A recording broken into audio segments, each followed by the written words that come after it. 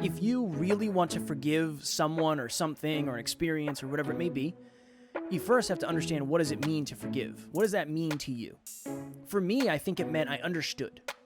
I had a deeper understanding, and I had gratitude around the fact that, oh my goodness, for most of my life, I wondered what all the positives of having a father around I was missing. You're 25, 30 years old, there's some moments where it's like, ooh, I changed forever after that, and I'm never going to be able to go back.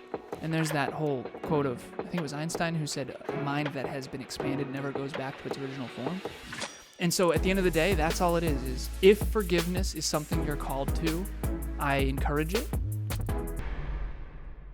Next Level Nation, welcome back to another episode of Next Level University, where we help you level up your life, your love, your health, and your wealth. We hope you enjoyed our latest episode.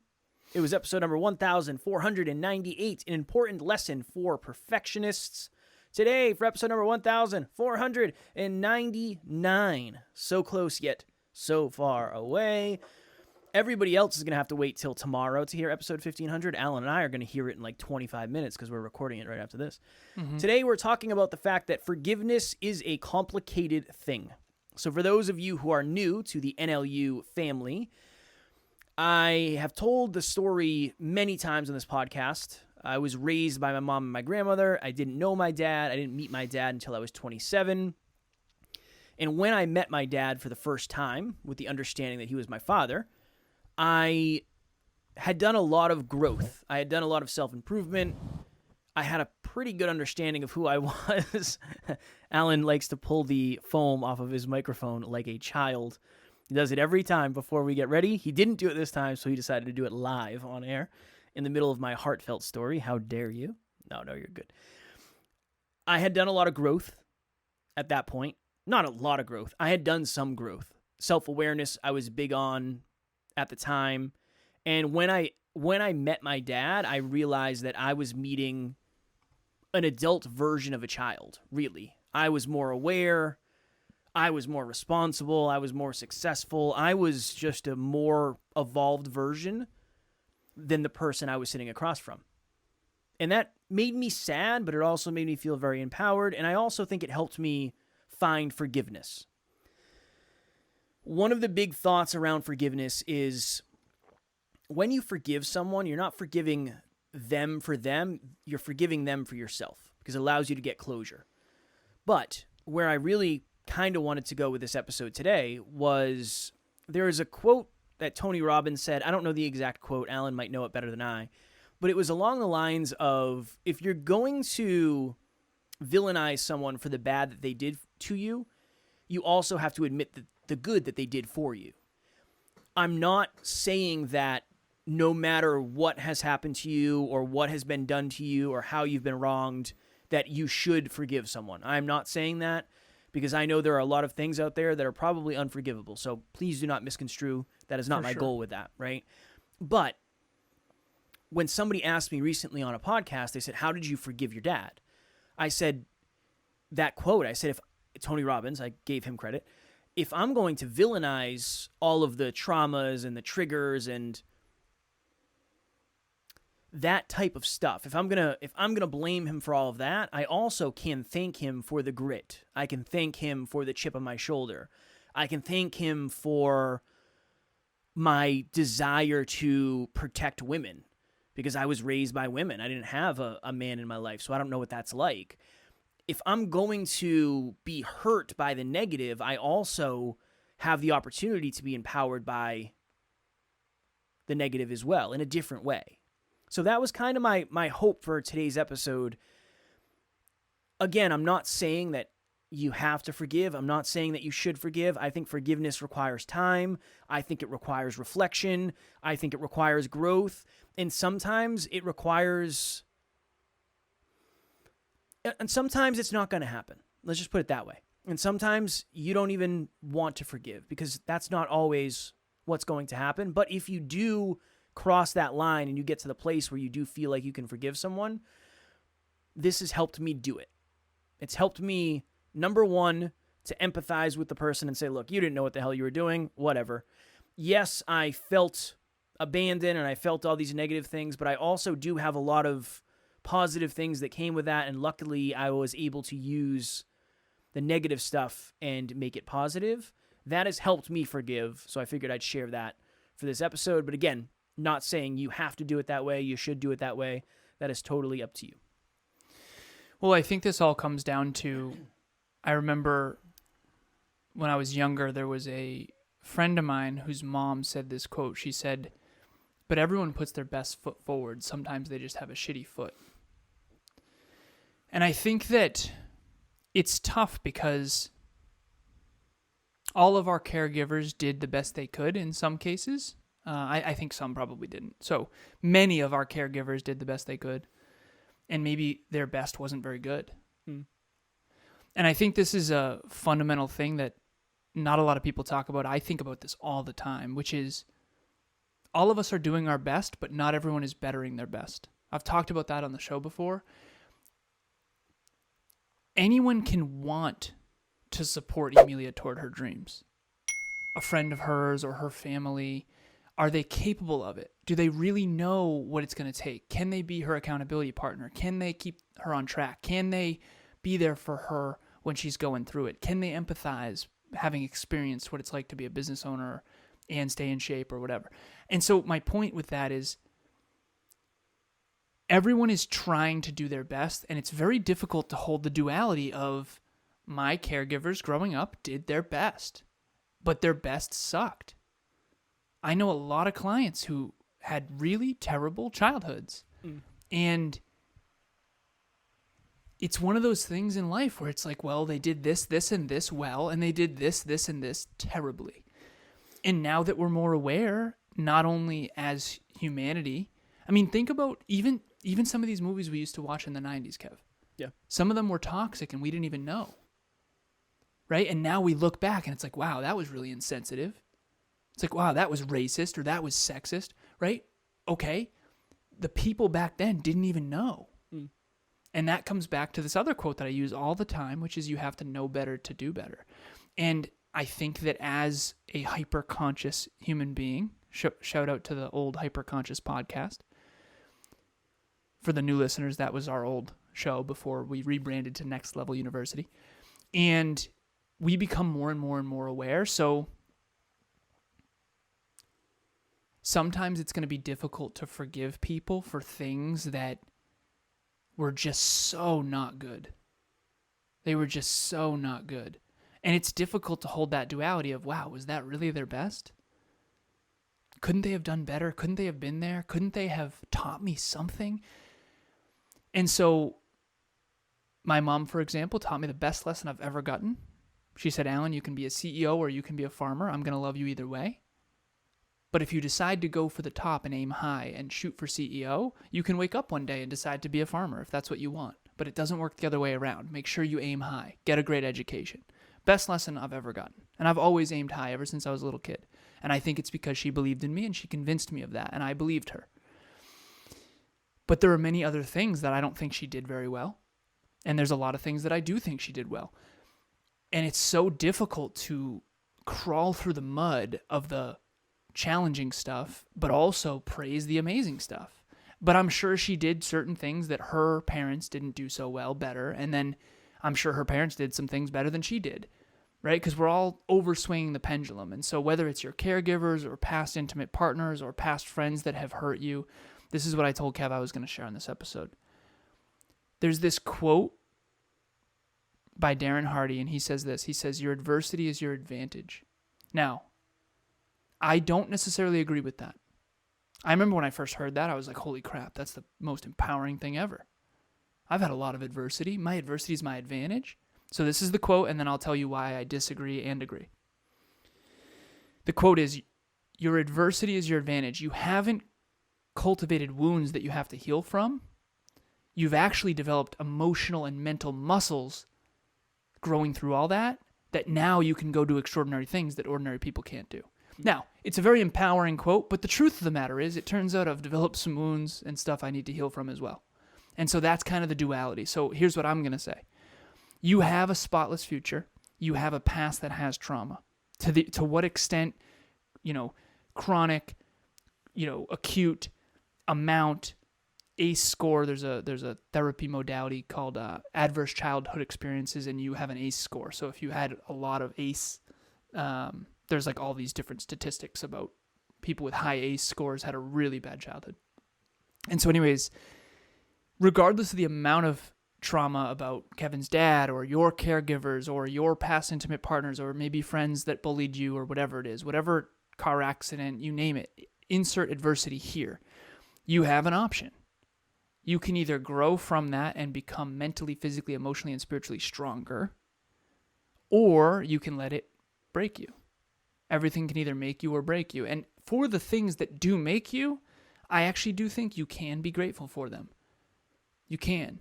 I didn't have a dad. My father passed away when I was 2 years old. That, in many ways, hurt my sister in ways she'll never fully recover from, or maybe hasn't fully recovered from. She still has a picture of him in her car. And she was 6 years old. I was only 2, so it didn't affect me the same way. She remembers him. She remembers memories. She tells me memories. I don't have those. And so he was her favorite person in the entire world. And she, in my opinion, has never fully gotten over that. That's just my opinion. Now, I took a lot of our adversities from our childhood and I made them into what I believe are strengths. And some of them were not strengths as well. I definitely developed many weaknesses too. But for the listeners, you have a choice. You can forgive it. You can use it as fuel to motivate you. You can heal from it. You can do therapy. You can do coaching. You can do meditation. You can do breath work. But no matter what it was, you can take something from it. You can. No matter what it was, you can. And if you do, you're better off. And so that's what I'm advocating for. Hi, my name's John Laredo, and I just wanted to give a big shout out to Kevin Palmieri. I had reached out to him. He had been referred to me when I had shared with a friend of mine some interest in doing a podcast. And he said, you've got to use Kevin. He's fantastic. He's the best around. He'll get you started and off the ground and soaring high. Kevin was phenomenal in terms of leading me through the whole process. And not just easy to work with, but really, really knows his stuff. So whether you're looking for somebody to help you and get you started, or somebody, as I've done, where I'm putting it entirely in his hands because I've got total trust and confidence in him, any of those ends of the spectrum, you're going to have a lot of success and a lot of fun working with Kevin. Trust me. Thanks. I always say, too, when I talk about that and I talk about my dad and that story, I always say, full transparency, if I wasn't doing well in life, I might be thinking completely differently. Right. I might be blaming. That's a good point. So I always try to throw that out there where I'm on the other end of it. I mean, that was 7 years ago. That's a long time. And I've had a lot to reflect on. And it's a relatively unique circumstance. Unfortunately, it's not as unique as it could be in terms of there's a lot of people who have an absentee parent in their life, or not in their life, unfortunately. But I think that's why it makes it so challenging, is even that advice that I've tried to just make sure I continue to disclaimer every time I say it, that's based on my experience. That's based on Wasn't my there experience. a time in your life where you were using that as an excuse? Because if things didn't work out and you didn't achieve your goals and dreams and you didn't have an awesome podcast, you might think differently about that. But what's ironic is if you were still in that victim mindset of using it as an excuse, you probably wouldn't have this podcast, right? So in a way, this podcast was for Kevin what he needed to actually create a growth mindset. And so it's almost like if you did have that victim mindset, you wouldn't have started the podcast. And if you didn't start the podcast, you'd probably still have the victim mindset. So I think a lot of us get stuck in these narratives of, you used this recently. It's not your quote, I don't think, but let's just say it is. It's an excuse. It's an explanation, not an excuse. Not my quote. I like that a lot because Kevin and I talk about our past a lot on here, and we hope you're thinking of yours. It's an explanation for why I have challenges, but it's not an excuse. It's not like I'm saying, oh, because I didn't have a dad, I'm not able to XYZ. you're not going to hear that kind of thing from me. If anything, it's I didn't have a dad, so I wanted to be a role model, a male role model that I never had. And so I think that all of us can choose the empowering path or the victim path pretty much at all times. And I think the difference maker there is self-belief, and that's another conversation. It's a complicated thing, forgiveness in general, because it also, what does it mean to you? What does it mean to forgive someone? If you forgive someone, does that mean you relieve them of all of their responsibility? That's another conversation. So maybe that would be my next level nugget is, if you really want to forgive someone or something or an experience or whatever it may be, you first have to understand, what does it mean to forgive? What does that mean to you? For me, I think it meant I understood. I had a deeper understanding, and I had gratitude around the fact that, oh my goodness, for most of my life, I wondered what all the positives of having a father around I was missing. When I met my dad, I was like, oh my goodness, I wonder if I avoided a ton of negatives of having my father around because he wasn't around. And I actually saw the message recently because I was going through my Facebook messages.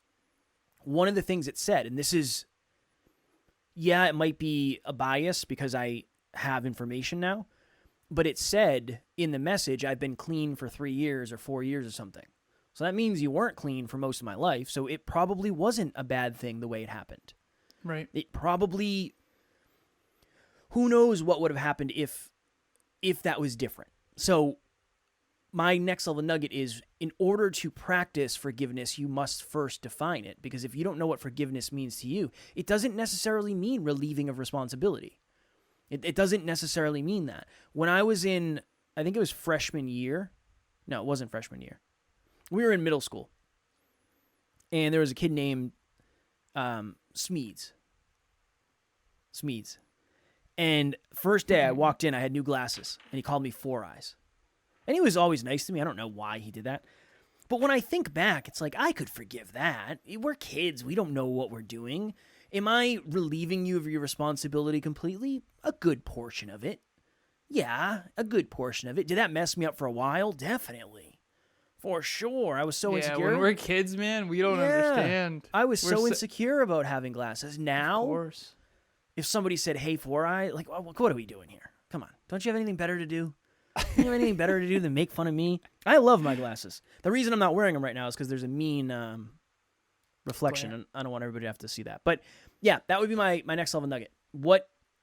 If you're going to practice something, you must first define it. Forgiveness is probably no different. So take some time and say, okay, what is something that I'd like to explore forgiveness around? Something that I feel prepared to do, something I'm healed from. It's not an open wound, it's a scar. And what would that actually look like? What would it feel like? What would it mean? The last thing I'll share is there's an author named Wayne Dyer, and he had a quote about forgiveness that I thought was powerful. I have to let Taryn in. I locked her out. Okay. BRB. No problem. Yeah, I got you. So Kevin has to go let his wife in. He has locked her out on accident. So I will continue holding space here. All right, so there's two quotes. One is actually Robert Frost, I think, and the other one is Wayne Dyer. The Robert Frost one is, forgiveness is the fragrance that is left on the boot of the flower that the boot stomped on. I screwed up that quote, but something along those lines. And the second one is, you don't die from a snake bite. Snakes bite, but it's the poison that pours through the veins after the bite that actually kills you. And so that quote is essentially saying, you not forgiving and you still resentful and angry is actually hurting you more than it is that other person. And so I do think that forgiveness from that perspective can be really healing and unburdening. I like the word unburdening. Healing, I think, presupposes that it goes fully back to normal. It's kind of like when we get an injury and it's like never fully the same. Sprained ankle. It's like, well, yeah, I healed my ankle. It's like, well, yeah, not fully. And I think that that's kind of how trauma works. I don't think you ever fully heal from it. I think you unburden and grow from it. I think there's a big difference between those two. One of them is I'm broken and I need to fix it. And you can't fix it. You can't go back. versus the other one is I'm going to heal, forgive, unburden, and then grow. And I think that second one is so much more truthful and so much more accurate and so much more empowering, because I don't think you can fully go back. You know, we all remember when we lost our innocence as adults, like if there's any adults listening. I mean, if you're 25, 30 years old, there's some moments where it's like, ooh, I changed forever after that, and I'm never going to be able to go back. And there's that whole quote of, I think it was Einstein who said, a mind that has been expanded never goes back to its original form. And so at the end of the day, that's all it is if forgiveness is something you're called to, I encourage it. Breath work is awesome. Therapy is awesome. Meditation never really worked a ton for me, but I hear it's great. Although I have done some meditations with my therapist that have been really powerful. So yeah, meditation's awesome. At the end of the day, if you're called to forgive, do it. If you're not, I would say let it drive you.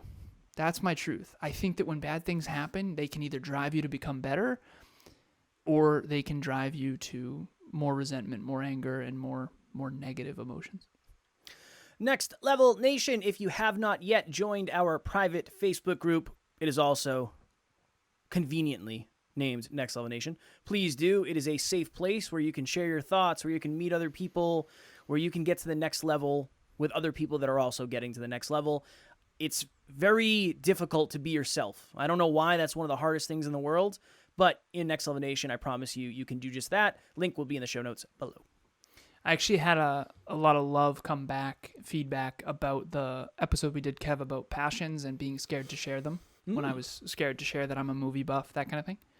Oh, well, have you seen XYZ movie? It's like, do you know who's in it? Do you know who directed it? Did you make it yourself? Right? I'm kidding.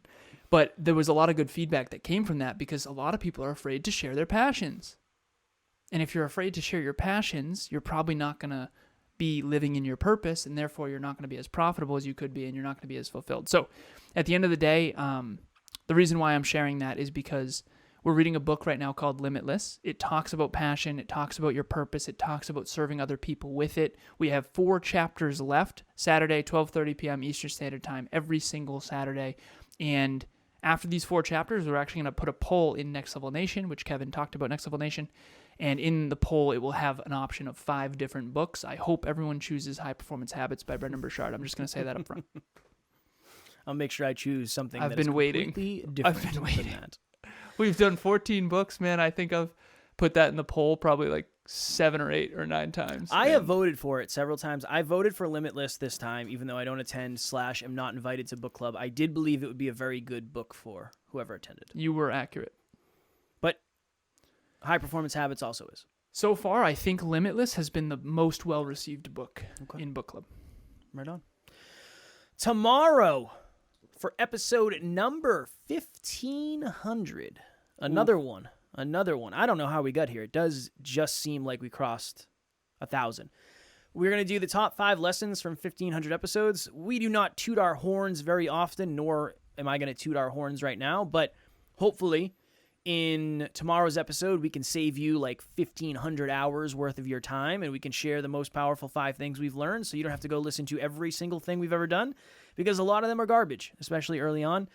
I still hope you will listen to as many episodes as you desire, but Garbage. We've always liked our top 5 or top 3 or top 10 takeaways from X amount of episodes or whatever it may be, so I'm excited to do that one. As always, we love you. We appreciate you. We are grateful for each and every one of you. And at NLU, we do not have fans. We have family. We will talk to you all tomorrow for episode number 1500. Keep on keeping on. Next Level Nation.